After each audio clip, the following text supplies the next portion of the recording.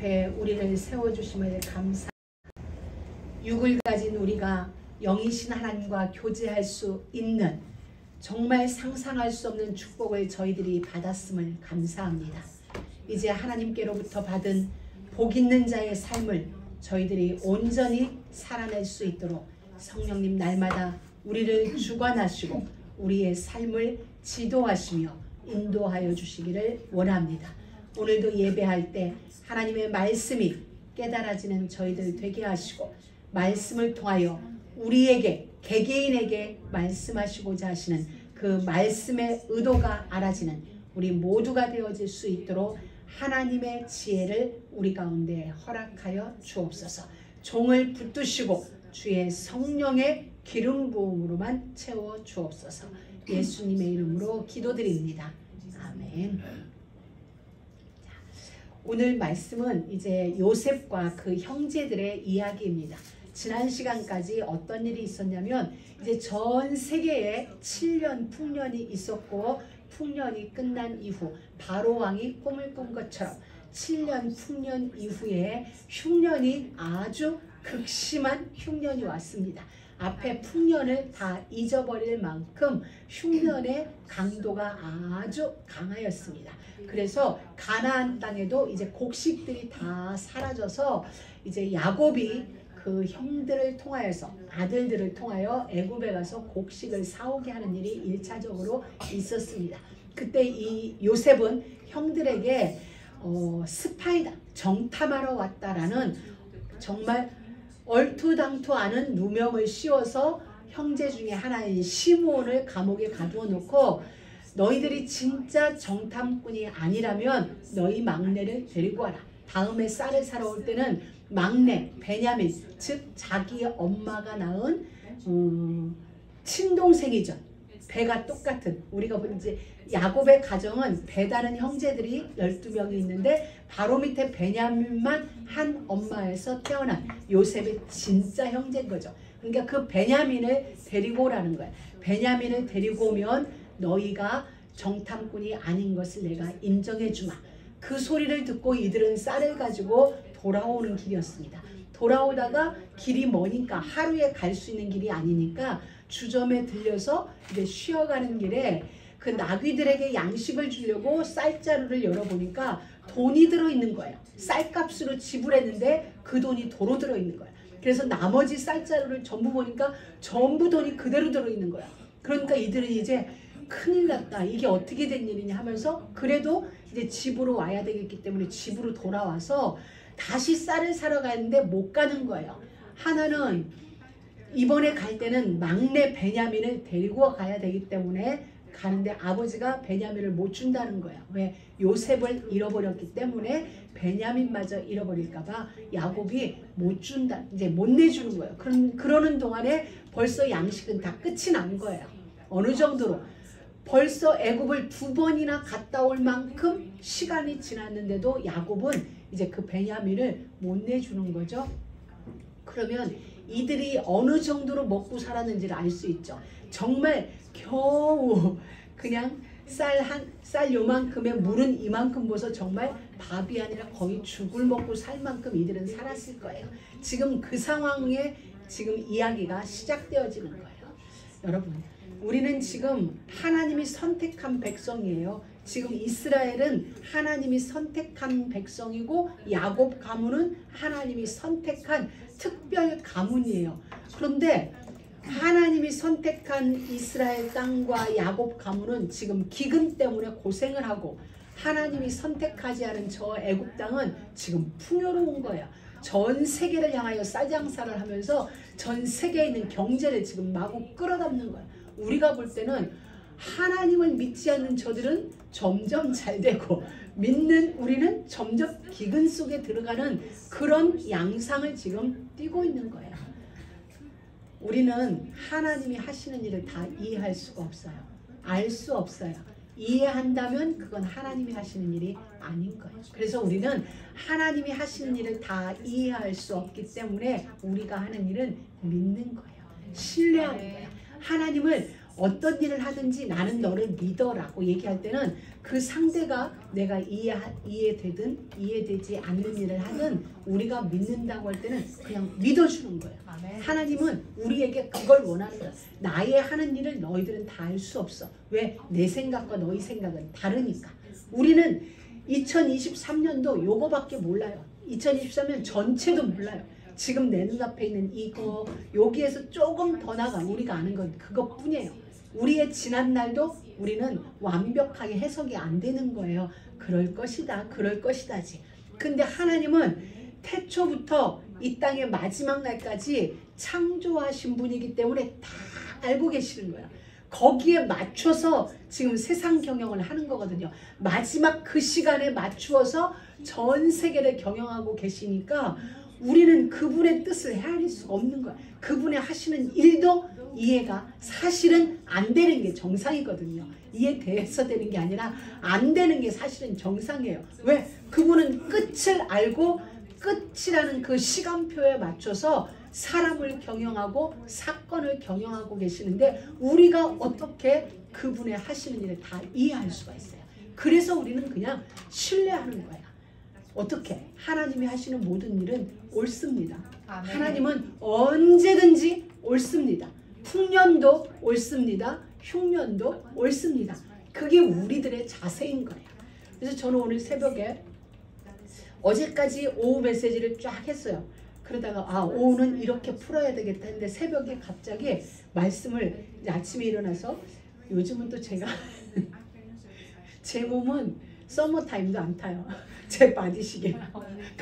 서머타임으로 시계가 바뀌든 안 바뀌든 언제든지 3시 몇 분 되면 그래가지고 일어나기 싫어가지고 막 뒤척이다 겨우 일어나도 4시 전에 일어나서 그래서 다시 이제 43장을 쫙 묵상하는데 하나님의 방향을 딱 트는데 야곱의 관점에서 야곱의 시각으로 유다의 시각으로 요셉의 시각 이거다 오후 예배. 근데 제 안에 정말 어떤 짜릿함이 있었어요. 너무 멋있는 하나님. 내 수준이 아니다. 나는 그럴 수 없는데 하나님은 하시는구나. 하나님은 말씀을 붙들고 있으면 그가 누구든지 간에 우리가 생각할 수 없는 그 이상의 것으로 우리의 삶에 다가와 주시는 게 하나님이시구나. 그렇다면 우리의 할 일은 언제든지 말씀과 함께다. 이제 이게 오늘 새벽에 저한테 다시 알아진 거예요. 여러분, 야곱은 다른 그 누구가 아니라 바로 우리예요. 성도를 야곱으로 지금 하나님은 우리에게 보여주고 있는 거예요. 야곱은 어떤 사람이에요? 지금 이 야곱은 우리가 처음부터 보았지만은 늘 자기 문제에 빠져서 허우적대는 사람이에요. 그냥 내 문제, 내 것이 돼야 돼. 내가 먼저야 돼. 그래서 태어날 때부터 형보다 늦게 나오면 어때서 기어이 형의 발뒤꿈치를 붙잡고 나와가지고 이름도 야곱이라는 이름을 얻게 되어지는 거죠. 그리고 이미 하나님은 선택하였음에도 불구하고 자기가 이를 이루어야 되는 성향 때문에 팥죽 한 그릇으로 장자권을 사는 그 일을 해당하다가 쫓김을 당하는 외삼촌 집에 가서 살게 되죠. 첫눈에 반한 그 여인을 아내로 맞이하기 위하여 내가 7년간 봉사하겠다. 자기가 정했는데 외삼촌은 그걸 무효화시키는 뭐 이런저런 일들로 인하여 야곱의 인생은 우리가 볼 때는 참 우여곡절이 많은 인생이에요. 근데 그 내면을 자세히 들여다보면 하나님은 변함없이 야곱의 인생을 붙들고 야곱에게 복을 주시고 은혜를 늘 끼쳐가세요. 그런데 야곱은 언제든지 그런 하나님과 별개로 자기가 자기 인생을 경영하는 자리에 늘 서 있는 거예요. 그러다 보니까 늘 문제 속에 빠져요. 근데 하나님은 해결해 주세요. 근데 야곱은 또 문제를 만들고 그 문제 속에 자기가 빠지고 그 삶이 늘 야곱에게 반복되어지는 거예요. 어쩌면 우리 인생하고 또 닮은 그 모습인 거예요. 아닌 것 같은데 여전히 하나님의 은혜도 있고 하나님의 뭐 사랑도 있고 소명도 있고 다 있는데도 불구하고 결국 어느 순간 보면 우리는 내가 파놓은 내 일 속에 내가 빠져드는 경우가 많거든요. 근데 문제는 이게 야곱 혼자만의 일이 안 된다는 거예요. 야곱에게는 이미 아들 11명과 요셉 제외한 11명과 그 11명을 통한 후손들이 70여 명이 이르렀어요. 그러면 여자를 제외한 70명이에요. 노비들을 제외한 자기의 오리지널 패밀리가 70명이에요. 그게 어디서 기록되냐? 애굽으로 이사할 때 보면은 70명이라는 숫자가 나오게 되거든요. 자, 그러면 이 야곱 개인의 문제는 70명에게 노비들에게 영향력이 미쳐지는 거예요. 야곱이 갈 수 없었기 때문에 지금 자녀들이 풍족하게 먹어야 되는데 지금 막 자라는 아이들도 배를 골아가면서 크는 거예요. 저는 이걸 보면서 아가서 말씀이 생각이 났습니다. 아가서에 보면 포도원을 허는 작은 여우를 잡아라, 이런 표현이 있어요. 다시 말하면 하나님은 우리 인생을, 교회를, 여러분의 가정을 포도원으로 비유를 해주셨어요. 포도원을 비유를 했는데 이 포도원을 누가 허냐면 큰 여우, 사자, 호랑이가 여는 게 아니라 작은 여우, 작은 여우가 포도원을 망가뜨리는 거예요. 우리 어릴 때, 초등학교 때 어느 과목인지는 모르겠는데 그걸 한번 본 적이 있어요. 뚝이 있어요. 그 뭐라고 해요?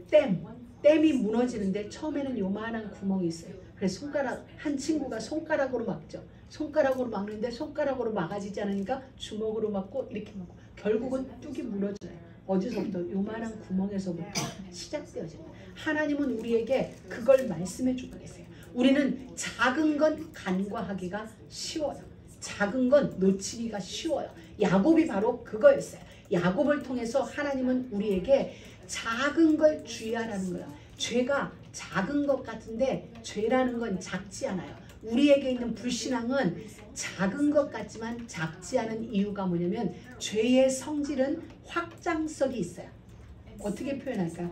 이렇게 전파력이 강해요. 전파력이, 믿음보다 불신앙의 전파력이 훨씬 강하거든요. 믿음은 저 사람에게 믿음이 들어가기까지는 정말 많은 세월이 필요해요.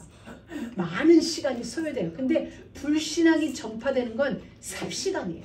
그래서 죄가 우리 가운데 확장되어지는 건 금방이에요. 그래서 하나님은 이 죄의 확장성을 아시기 때문에 우리에게 포도원을 허는 작은 여우를 잡으라는 거예요. 우리 가운데 작은 걸 놓치지 말라는 거예요. 아멘. 우리 대부분 보세요. 우리가 어떤 저희 가정도 마찬가지지만 부부싸움을 하잖아요. 그럼 큰 거 가지고는 안 싸워. 나중에 앉아서 보면 둘이 허탈해. 정말 아무것도 아닌 거 가지고, 아무것도 아닌 거 가지고 정말 피 터지게 죽을 만큼 싸우거든요. 근데 생각해보면 정말 사소한 거야. 누가 들으면 그걸 가지고 싸우니? 근데 부부싸움은 대부분 사소한 거거든요.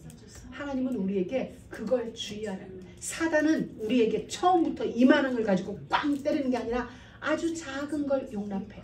작은 걸 우리 안에 집어넣고 그걸 통하여 계속 확장시켜 나가는 거예요. 그래서 죄가 네 문 앞에 엎드렸을지라도 너는 죄를 다스리니라.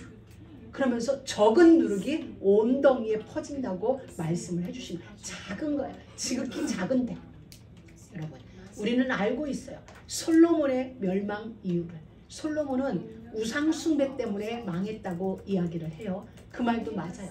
근데 실제 더 근원으로 찾아가면 열왕기상 3장에 보면 이런 말이 있어요. 솔로몬이 왕이 됐을 때 애굽과 친교를 맺기 위해서 애굽 여인을 그러니까 애굽 공주를 자기 부인으로 맞이해요. 이때가 언제냐면 집권 초기예요. 왕궁이 건설되기 전에, 하나님의 성전이 지어지기 전에 애굽 여인을 먼저 부인으로 얻어요. 그래서 그 애굽 여인이 시집을 오면서 자기 신을 가지고 오게 되어지는 거죠. 이 일이 하나가, 솔로몬은 명분이 있었어요. 우리나라를 애굽으로부터 보호하고 애굽과 통상을 맺음으로 일단 이 전쟁은 멈춰진 거예요. 그러니까 솔로몬은 충분히 명분이 있었지만 이건 언약적인 명분이 아니었던 거예요. 이 작은 시작이 나중에는 1,000명의 부인을 얻게 되어지는 일이 만들어진 거예요. 우리가 생각할 땐 솔로몬과 같은 지혜가 하나님으로부터 부귀와 명화와 모든 지혜와 총명을 다 얻었는데 그리고 나서 그 애굽 여인을 얻은 이후에 1,000번제가 드려지고 하나님이 솔로몬에게 지혜를 줘요. 저는 이 장면을 새벽에 다시 성경을 보면서 야, 솔로몬의 개인적인 범죄와는 상관없이 하나님의 하실 일은 개인과 상관없이 그대로 진행되어지는구나. 근데 우리는 그대로 진행되어지는 하나님의 역사 때문에 나의 작은 누룩을 놓치는 거예요. 그 솔로몬은 그걸 놓친 거예요. 하나님은 여전히 솔로몬에게 찾아오셔서 지혜를 주시고 부귀를 주시고 영화를 주시고 솔로몬만큼 찬란한 왕이 없도록 전무한 임금을 만드셨어요. 그러나 솔로몬은 한 가지 병행한 게 뭐냐면 계속 이방 여인을 후궁으로 맞이하면서 이방신을 예루살렘에 점점 더 확장시켜 나가게 된 거예요. 그래서 솔로몬은 마지막이 나라를 둘로 나누게 되어지는 그 일을 하게 되어지는 거죠. 무엇? 작은 걸 용납했어요. 작은 걸 용납했는데 그 작은 것이 결코 작은 것으로 끝나지 않았다는 거예요. 여러분, 전도서 10장 1절에 보면 성경 말씀이 재밌게 되어 있어요.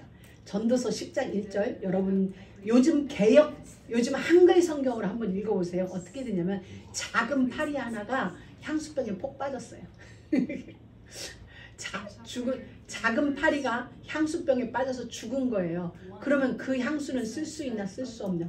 쓸 수 없게 돼요. 우리가 커피가 있는데 커피에 지나가던 파리 한 마리가 뚝 떨어지면 우리는 그 커피를 버립니다. 그냥 파리만 건져내는 게 아니라 커피 한 잔을 몽땅 버리죠. 왜냐하면 파리 한 마리 들어왔다고. 지금 하나님은 파리라고 얘기합니다. 파리란 큰 게 아니에요. 작은 거 하나가 정말 값진 향수병에 빠졌는데 그 향수 자체를 못 쓰게 만들어 버리는 거예요. 우리에게서 작은 걸 주의하라는 거예요. 여러분, 죄는 증상이 없어요. 무증상이에요. 그래서 우리는 기도하면서 우리 안에 있는 죄를 자각해야 돼요. 우리는 알 수 없어요. 우리는 무심코 행했고 그냥 일상으로 행했던 어떤 일이 죄가 될 수 있다는 거예요. 야곱은 아들 하나를 잃었어요. 노인네가 아들이 죽었다는 거야. 들판에 가서 짐승에 찢겨 죽었다는 거야. 그 아픔이 얼마나 크겠어요. 젊은 아빠가 아이를 잃어도 자식은 죽으면 가슴에 묻는다는 말이 있듯이 그 정도로 큰 아픔일 텐데, 나이가 많은 그 야곱이 자식을 그냥 잃은 것도 아니고 자연사도 아니고 짐승에 찢겨 죽은 그 아픔이 야곱에게는 있는 거예요. 이 아픔이 해결되지 않은 거예요. 그런데다가 또 베냐민을 애굽 땅에 보내야 되는 이 상황이 되었으니 우리는 어떻게 보면 야곱의 심정도 충분히 이해를 하게 돼요. 그러나 요셉이 죽은 그 문제가 야곱 인생 속에서 해답이 만들어지지 않으니까 그걸로 인한 여파가 야곱 개인의 문제가 가정의 문제, 가문의 문제, 후손의 문제까지 되어지는 일이 만들어진 거예요. 여러분, 죄는 반드시 해결돼야 돼요. 해결되지 않으면 그건 내 아이에게서 점점 더 자라게 되어져 있어요. 어떤 방법으로든 죄는 회개하고 청산을 해야 돼요. 여러분, 솔로몬이 범한 죄와 다윗이 범한 죄가 누구 죄가 더 커요? 다윗이 커요. 솔로몬은 이방 여인을 아내로 정상적으로 맞아들였어요. 그러나 다윗은 장군의 아내를 겁탈한 사건이에요. 그러면 우리가 볼 때 다윗의 죄가 훨씬 커요. 근데 하나님은 다윗을 자기 마음에 꼭 드는 자라고 했어요. 내 마음을 시원케 하는 자라고 얘기하고, 솔로몬이 그 큰 범죄 말년에도 내가 너희 아버지 다윗을 기억해서 너를 용서한다는 말을 할 만큼 다윗이 훨씬 더 큰 죄를 범했는데, 하나님은 솔로몬은 그 일을 그렇게 보지 않은 거예요. 다른 거예요. 다윗에게 하나님은 그 죄를 적용시키지 않았어요. 왜냐하면 같은 그 문제를 두고 다윗은 죄로 인식하는 거예요. 이게 얼마나 자기 인생의 심각한 죄인지를 알고 그 죄를 가지고 밤마다 침상에 나가서 베갯잎을 적셔가면서 하나님 앞에 기어이 청산을 해난 거예요. 그런데 솔로몬은 이방 여인을 아내로 맞이하는 것을 죄로 여기지 않은 거예요. 죄로 여기지 않았기 때문에 언약의 후손이 그것을 죄로 여기지 않았으니 두 번째 여자를 데려오며 세 번째 300명, 600명, 1000명을 자기 주변에 두는 데 있어서 전혀 증상이 없었어요. 죄에 대한 자각이 일어나지 않은 거예요. 이 차이예요. 바로 우리가 때론 우리조차도 그런 무감각 속에 빠질 수가 있다는 거예요. 그럼 이건 어떻게 해야 돼? 하나님의 은혜가 아니면 우리는 죄를 죄로 인식할 수 없는 거예요. 그래서 말씀 안으로 들어가서 성령님의 조명이 우리 가운데 있어야 되는 거예요. 우리 경험해봐서 알 거예요. 무심코 지나갔던 어떤 일이, 오래전 어떤 일이 어느 날 기도하는데 앞불싸하고 우리 가운데 죄로 딱 기억 상기될 때가 있죠. 그와 같이 우리가 말씀 안에서 기도 속에 있다 보면 어느 날 성령님이 우리 안에 죄가 보여지게 하시는 은혜가 있는 거예요. 그래서 우리는 죄는 자각해야 되고 해결하고 넘어가야 되는 그런 부분이 있는 거죠. 그리고 또 하나는 우리가 야곱을 통해 볼 게 있는데, 그게 뭐냐면 문제에 매여 있으면 안 된다는 거예요. 지금 야곱은 요셉을 잃은 그 문제에 계속 매여 있는 거예요. 그 문제에 매여 있으니까 삶이 진전이 안 되는 거예요. 진전이 되어지는 것 같은데 그럼에도 여전히 제자리인 거예요. 왜? 그 문제가 해결되지 않고 그 문제에 매여 있으니까. 결국 언약의 가문 속에 있었음에도 하나님을 기대하기보다는 나의 문제에 빠져 있는 거예요. 그 문제에 매여 있는 거죠. 여러분, 우리는 문제가 아니에요. 살아가면서 우리에게 문제가 없을 수 없어요. 문제가 다 있어요. 근데 그 문제에 매여 있으면 진행을 할 수가 없어요. 진행이 안 되는 거야. 진행이 될 것 같은데 안 돼요. 그래서 우리는 문제가 아니라 하나님의 일하심을 기대해야 돼요. 하나님의 일하심. 하나님은 지금도 일하고 계신다고 기대해야 돼요. 그래서 인생은 두 종류가 있어요.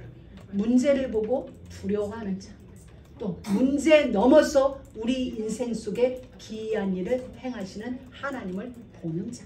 자, 제가 설명을 드릴게요. 골리앗이 있습니다. 골리앗은 지금 영웅이 되었어요. 블레셋에게는 영웅이 되어 있고 이스라엘 군대에게는 괴물이 되어 있어요. 감당할 수 없는 무서운 존재가 되어져 버렸어요. 다윗은 그 골리앗 앞에 섰어요. 여러분, 만약에 골리앗이 다윗을 이겼다 해도 다윗 편에서는 그게 아무 문제가 안 돼요. 그냥 당연해. 골리앗이 이기는 게 당연하게 돼요. 골리앗이 이겼다면 골리앗은 여전히 영웅으로 여전히 무서운 자로 남아있을 거예요. 근데 다윗이 이겼어요. 다윗은 왜 이겼을까요? 무서운 괴물 같은 골리앗을 본 게 아니라 골리앗 뒤에 있는 하나님을 본 거죠. 아멘. 우리가 바로 그거예요. 우리 앞에 문제는 언제든지 우리에게 괴물같이 와요. 두려운 것으로 우리에게 다가와요. 문제를 바라보면 우리는 백전백패예요. 근데 문제를 보는 게 아니라 문제 넘어 우리 인생 속에 기이한 일을 행하시는, 이적을 베푸실 그 하나님을 우리는 볼 수 있어요. 그게 목사님이 말한 보는 자, 보지 못하는 자, 바로 그 차이거든요. 여러분, 우리는 바로 그거예요. 우리 인생 속에 다윗이 골리앗을 이겼어요. 이기니까 골리앗은 무엇이 돼요? 다윗이 왕궁으로 들어가게 되어지는 그 길에 도구가 되어진 거예요. 다윗이 이긴 건 하나님을 봤기 때문에. 그래서 다윗은 틀림없이 말하기를 너는 칼과 창과 단창으로 오지만 나는 만군의 여호와의 이름, 네 뒤에 계신 기이한 일을 행하실 만군의 여호와의 이름으로 너에게 간다 라고 이야기를 하는 것이죠. 우리가 그렇습니다. 우리가 신앙생활 어린아이 때 또 막 이제 시작한 사람들은 무엇을 보냐면 하나님이 우리 눈앞에 갖다 준 초콜릿, 어떤 맛있는 거, 이런 걸 우리는 보거든요. 또 기대하고 우리는 또 그렇게 기도하고. 근데 신앙이 점점 성장하면서 우리는 어떻게 베풀어요? 어떻게 우리 신앙이 바뀌어요? 우리 손에 행하여주는 초콜릿을 보는 게 아니라 초콜릿을 가져다 주시는 하나님이 보이는 거죠. 처음에는 그 손에 뭐가 있나가 보이는 거예요. 근데 시간이 지나면서 우리가 성숙해져 가면서 나의 진짜 선물은 나에게 그것을 가져다 주는 하나님이신 거죠. 여러분에게 좋은 걸 사주는 여러분의 남편이 아니, 여러분은 그 선물에 매료되지 말고 그것을 여러분에게 주는 그 사람이 여러분에게 최고의 선물인 거예요. 그게 우리에게 보여지는 거죠. 하나님. 그래서 우리가 할 일은 뭐냐면, 전에도 한번 말씀드렸어요. 하나님은 늘 우리에게 이미 복을 주셨어요. 이미 복 주는 게 아니라 복을 주셨어요. 복을 주시며 가라사대 생육하고 번성하라. 시편 1편도 복 있는 사람은 악인의 꾀를 쫓지 않으며 너희는 복 있는 자다. 너희는 복 받은 자다. 하나님은 이미 우리에게 복 받은 자라고 이야기를 해주고 있어요. 그리고 여호수아가 여리고성을 정복할 때도 이미 여리고 성과 왕과 그 백성들을 네 손에 내가 다 넘겨줬다라고 말씀을 하세요. 그래서 우리가 할 일은 뭐냐면 여호와 앞에서 성결이에요. 우리가 할 일은 이제 하나님은 우리에게 모든 걸 주실 텐데 우리는 그 앞에서 거룩이에요. 아멘. 성결과 거룩을 우리는 또 다르게 생각할 수가 있어요. 윤리적으로 도덕적으로 뭔가 아니요, 진짜 여호와 앞에 성결, 여호와 앞에 거룩은 컷이에요. 잘라내는 거예요. 내게 있는 불신앙적인 것 잘라내는 거, 하나님 앞에 가지 못하게 하는 거 컷. 그게 내려놓는 거. 내 아픈 상처 컷. 나의 그 문제 아멘. 컷. 왜? 아멘. 나에게는 예수가 있으니까. 아멘. 나에게는 하나님이 있으니까. 아멘. 이렇게 내 주변을 하나하나 정리해가는 것, 아멘. 잘라내는 것, 포기하는 것, 그게 사실은 성결이고 거룩인 아멘. 것입니다. 그리고 우리가 하는 일은 하나님을 신뢰하는 것. 야곱이 이게 안 됐던 거예요. 베냐민을 진즉이 컷했어야 되고, 요셉을 잃어버린 그 상처를 컷했어야 돼요. 왜? 하나님을 믿으면 되거든요. 하나님을. 근데 그게 안 된 거예요. 그래서 우리는 우리 자신을 야곱의 위치에 놓고 내 안에 있는 야곱스러움을 하나하나 봐가면서 그렇구나. 잘라내는 거구나. 내가 하나님 앞에 할 수 있는 것 컷하는 거다. 내게 있는 죄성, 내게 있는 야곱스러움 이런 것들을 하나하나 컷해내는 것. 그리고 나는 하나님만을 신뢰하는 것. 그리고 또한 우리는 유다의 자리로 들어가 봐야 돼요. 유다는 어떤 자리? 끊임없이 야곱을 설득해요. 야곱을 설득해서 야곱으로 하여금 베냐민을 놓고 식량을 구하러 갈 수 있도록.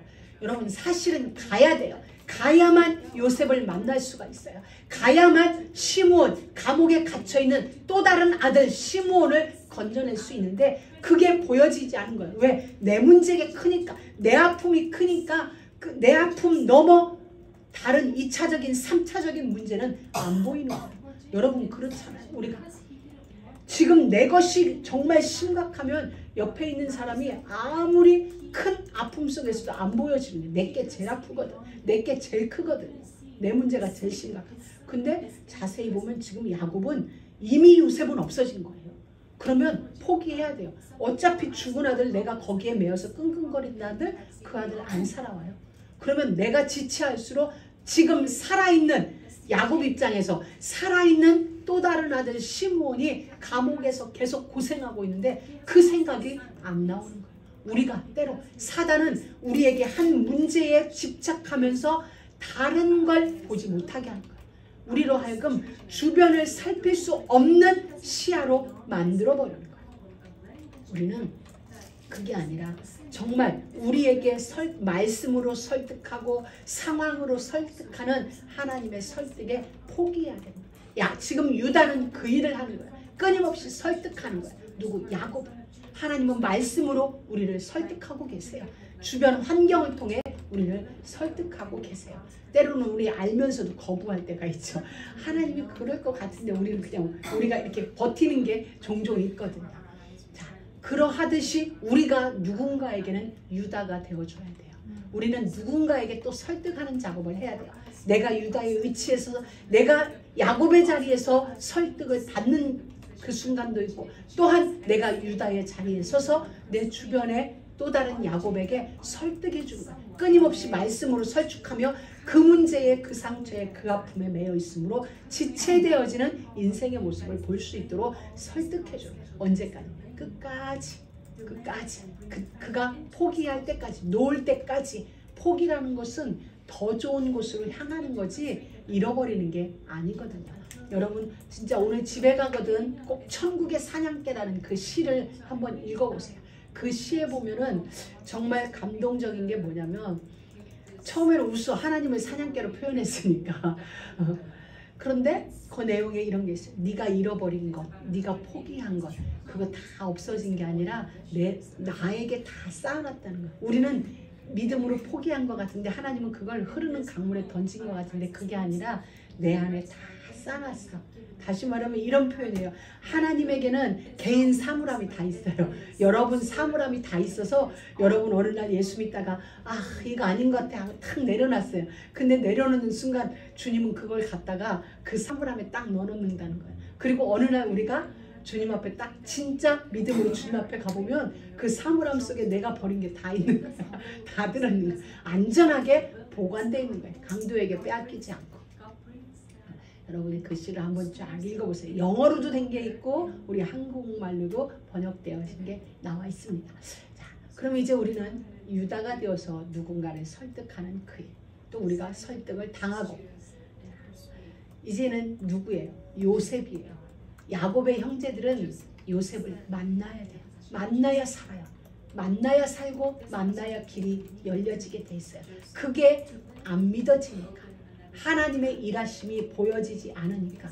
근데 어차피 우리는 볼 수 없어요. 우리의 눈으로 하나님을 진짜 볼 수 없어요. 하나님이 하시는 일이 머릿속으로는 이해가 되어지는데, 이 이해된 것이 내 가슴으로 와서 인정되기까지는 진짜 시간이 또 많이 걸리거든요. 요 길이 30cm도 안 되는데 머리에서 가슴으로 오기까지는 정말 몇십 년이 걸리기도 해요. 그래서 우리는 그냥 신뢰하는 거야. 알겠습니다 하나님, 그냥 알겠습니다 하고 따라가는 거죠. 다 준비해놨어요. 요셉은 이미 자기 가족들이 기근 시에 안전하게 목숨을 부지할 수 있도록 완벽하게 준비해놓고 지금 기다리는 거예요. 기다리고 있어요. 오라는 거예요. 오기만 하면 된다는 거예요. 근데 그것을 믿지 못하는 거예요. 우리가 때로 그렇진 않은지요. 진짜 예수 안에 가면 다 있는데, 예수 안에 가면 내 상처 풀어지는데, 내가 그토록 갈망하던 그 문제, 그 이상의 것을 준비해놓고 계시는데 우리는 그걸 보지 못하니까 못 가는 거야. 애국까지 못 가고 멈춰 있는 거죠. 예수 앞으로 진짜 못 가고, 십자가 앞으로 못 가고, 내 자리에서 그냥 발을 동동 구르는 거야. 이 기금 문제 해결해 주세요. 우리 집에 쌀 없어요. 뭐 없어요. 나 지금 아파요. 이러고 있는 거죠. 근데 주님은 오라는 거야. 오면은 되어 있어. 너희 집보다 훨씬 좋은, 야곱 집과 비교할 수 없는 왕궁이 준비되어져 있는데, 요셉의 총리 저택이 준비되어져 있는데, 그게 우리는 볼 수 없으니까 그냥 신뢰하면 되는 거야. 믿으면 되는 거야. 오라면 가면 되는 거야. 바람 불면 바람 맞으면 되는 거야. 근데 우리는 바람 불면 그 바람은 싫다는 거야. 그 바람이 결국 나를 축복의 자리로 인도하여 주는 것인데, 여러분 오늘 이제 애굽에서 이런 일들이 일어나게 되죠. 자, 요셉이 자기 형제들이 자기 앞에 온 걸 보았습니다. 그래서 자기 청지기를 통하여서, 오늘날로 말하면 자기 비서를 통하여서 이들을 10명이죠. 이제 시므온은 감옥에 잡혀 있으니까 10명을 자기 집으로 안내하라는 거야. 안내하여서 가는 노중에 이 형들은 이렇게 얘기를 합니다. 야, 지난번에 우리가 그 전에 간첩으로 누명받았을 때는 우리가 요셉의 일로 인하여 우리가 이 일을 당하는가 보다라고 얘기를 했어요. 이번에 총리 집으로 안내를 받으니까 쌀을 팔려면 여기서 팔아야 되는데 어디로 데리고 가니까 이들은 이렇게 생각을 하는 거야. 우리가 지난번에 갈 때 우리의 아구에 돈이 그대로 있었는데 그것 때문에 우리를 감옥에 투옥시키려나 보다, 이 생각을 하고 자기들이 이실직고를 하는 거예요.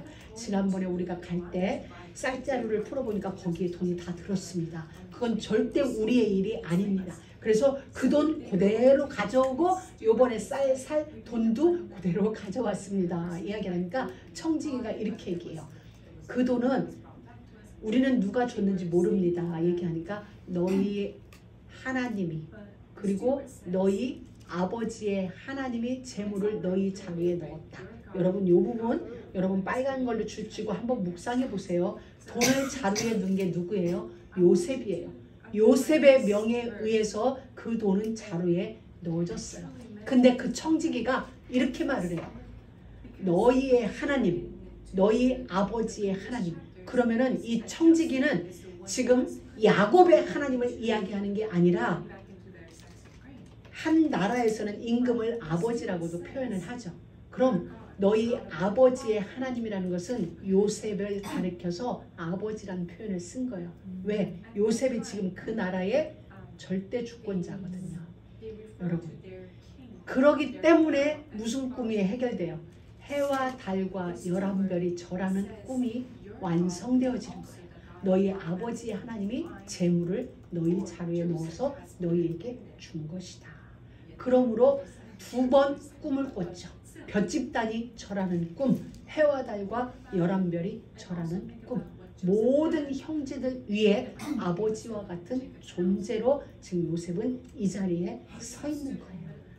그 돈이 문제가 되지 않을 자리에 서서 지금 형제들을 기다리고 있는 거예요.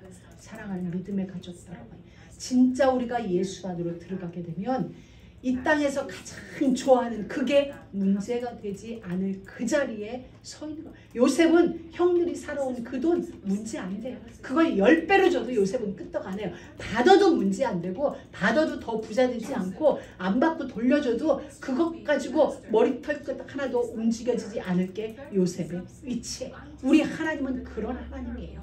부족함 없고 넘칠 것도 없어요. 왜? 그분은 주인이니까, 창조주니까. 지금 하나님은 요셉의 위치를 거기까지 올려놓고 형제들을 기다리는 거예요. 여러분, 하나님이 여러분을 위하여 준비해 놓은 자리가 바로 이 자리예요. 이 하나님 진짜 신뢰할 만하지 않아요. 우리가 하도 안 믿으니까 하나님은 이렇게 보여주시는 거예요. 우리에게 믿으라고 얼만큼 준비되어 있는지 보라는 거예요.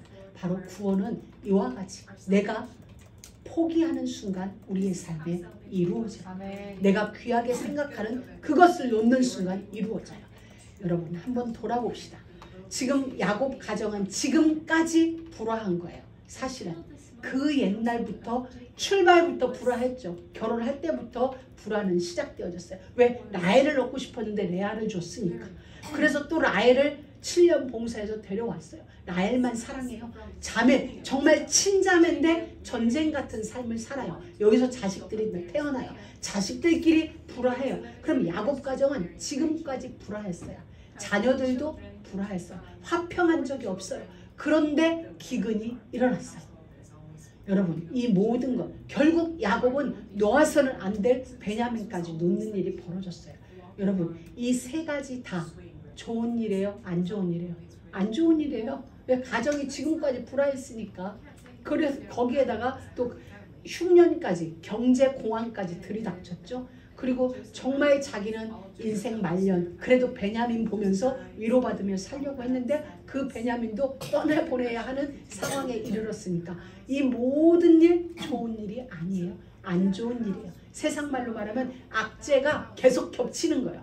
그런데 여러분 전부 안 좋은 이 일이 진짜 좋은 일을 만드는 요소가 됐다는 거.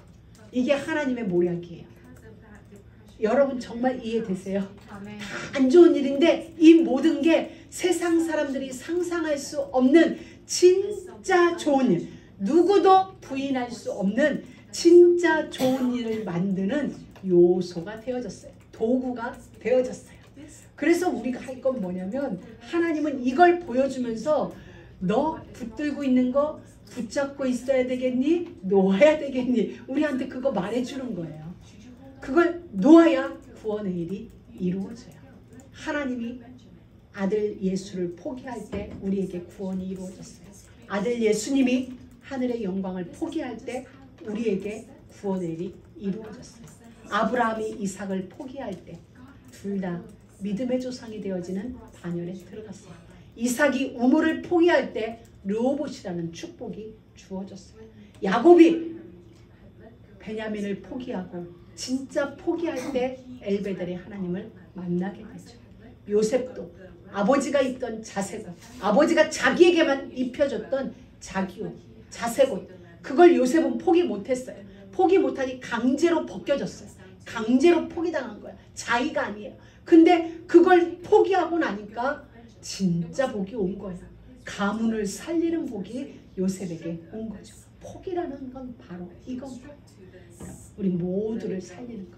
여러분 포기하는 게 믿음이고 포기해야 구원이 만들어지는 것입니다. 우리 모두에게 정말 우리 인생 속에 하나님이 준비해놓은 상상 못할 정말 그 준비 속으로 우리가 들어갈 수 있는 건 지금 포기해야 되는 거예요. 그리고 하나님을 믿는 믿음의 새로운 개혁이 우리 가운데 일어나야 돼요. 그래야 우리는 자유하고 살릴 수 있고 나도 살고 살아나는 일들이 계속 일어난다. 이런 귀한 은혜가 우리 모두에게 이 한 주간 있게 되길 주의 이름으로 축복합니다. 하나님 감사합니다. 오늘 우리는 야곱의 가문을 통하여 하나님의 하시는 일을 그리고 하나님이 우리에게 던져주시는 그 메시지를 듣고 알게 되었습니다. 하나님 우리가 더욱 하나님을 신뢰하는 자리에 이르기를 원합니다. 하나님이 하시는 모든 일은 옳습니다. 언제나 옳습니다. 믿음으로 고백하며 하나님이 하시는 그 모든 일에 신뢰하며 순종하며 나가는 우리 모두가 되기를 소망하며 예수 그리스도의 이름으로 기도드립니다. 아멘.